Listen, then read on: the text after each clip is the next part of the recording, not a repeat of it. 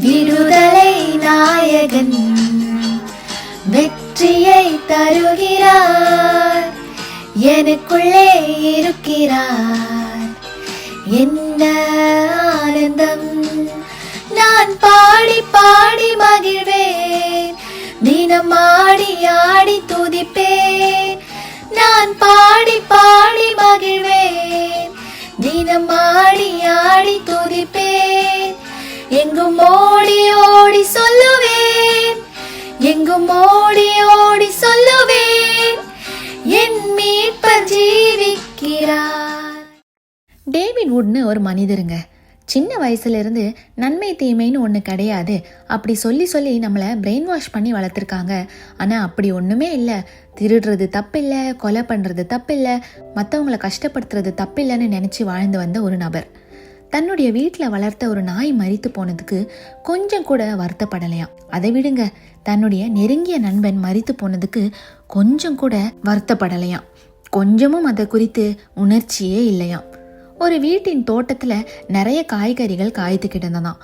அதை பார்த்து விட்டு இதெல்லாம் மிதிக்கக்கூடாது, நாசமாக்க கூடாதுன்னு நம்மளை பிரெயின் வாஷ் பண்ணி வளர்த்துருக்காங்க.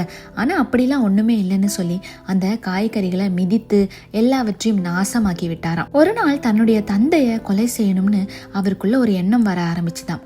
ஒரு சுத்தியலை எடுத்துட்டு போய் நடுராத்திரி தன் தந்தையின் தலையில அடித்து அடித்து அவரை இரத்த வெள்ளத்துல விட்டு விட்டு தப்பி சென்றாராம். ஆனா அவருடைய தந்தை உயிர் பிழைத்து விட்டார். டேவிட ஒரு மனநல மருத்துவமனைக்கு கொண்டு போய் சேர்த்துட்டாங்க.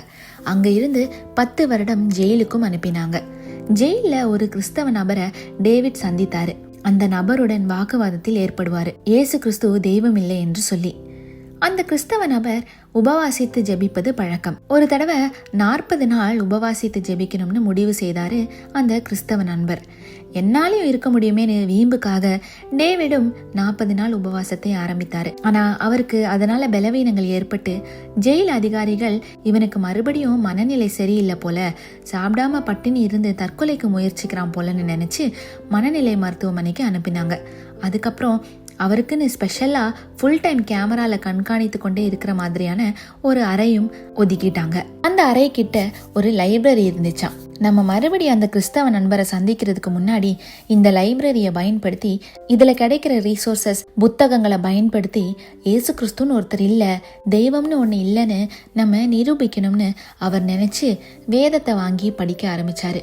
பைபிள் கிளாஸஸ் அட்டன் பண்ண ஆரம்பிச்சாரு. பைபிளை படிக்க படிக்க அவருக்குள்ள ஒரு மாற்றம் வர ஆரம்பித்தது. நாத்திகம் என்பது ஒரு முட்டாள்தனம்னு நம்ப ஆரம்பிச்சாரு. கடவுள்னு ஒருத்தர் இல்லை, எல்லாமே பரிணாம வளர்ச்சி தான், எவல்யூஷன் தான்னு சொன்னா அப்ப எப்படி நமக்குள்ள நன்மை தீமைங்கிற வேறுபடுத்தும் அறிவு வந்துச்சு, எப்படி நமக்குள்ள அன்பு வெறுப்பு போன்ற உணர்ச்சிகள் வந்துச்சு அப்படின்னு யோசிக்க ஆரம்பிச்சாரு. இயேசு கிறிஸ்துவின் உயிர்த்தெழுதல கண்ணால பார்க்கலனா எப்படி அதை குறித்து நிறைய பேர் சாட்சி கொடுத்திருப்பாங்க. ஒருத்தர் 2 பேர் சொன்னா கூட நம்பாம இருக்கலாம். ஆனா அதை சாட்சி கொடுத்தது நிறைய பேர் இருக்காங்களே, அப்ப அது எப்படி பொய் ஆகும் அப்படின்னு யோசிக்க ஆரம்பிச்சாரு. அப்படியே பல காரியங்களால உணர்த்தப்பட்டு தன்னுடைய முழங்கால்களை முடக்கி தேவனை நோக்கி கூப்பிட ஆரம்பித்தாரு. இயேசுவுக்கு தன்னை ஒப்பு கொடுத்தாரு. இன்னைக்கு இயேசுதான் மெய்யான தெய்வம் என்பதை உலகத்துக்கு பறைசாற்றி கொண்டு இருக்காரு. குமாரன் உங்களை விடுதலையாக்கினால் மெய்யாகவே விடுதலையாவீர்கள்னு வேதம் சொல்லுது. அது எப்படிப்பட்ட விடுதலையா வேணாலும் இருக்கலாம். ஏதோ ஒரு காரியத்திலிருந்து எனக்கு விடுதலை வேணும், இந்த வேதனையிலிருந்து எனக்கு விடுதலை வேணும், இந்த நெருக்கத்திலிருந்து எனக்கு விடுதலை வேணும்னு நினைக்கிறீங்களா? இயேசு கிறிஸ்துவை பிடிச்சுக்கோங்க.